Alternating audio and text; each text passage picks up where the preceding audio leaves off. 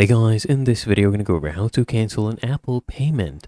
First thing I want you to do is open up your settings on your Apple device, and then what I want you to do is I want you to go ahead and head over to your Apple account. So I want you to go ahead and tap on your Apple account, and then here I want you to come and click on subscriptions.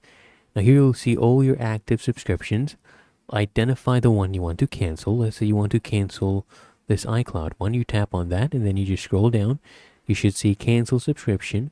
I want you to go ahead and tap on this, and it'll actually warn you if your current iCloud data actually exceeds your new storage. If you want, you can just confirm with this and then complete the cancellation process.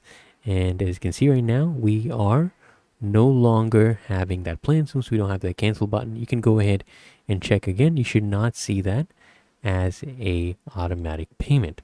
Really that easy. If you found this helpful, make sure you smash that like button and subscribe to find your solution.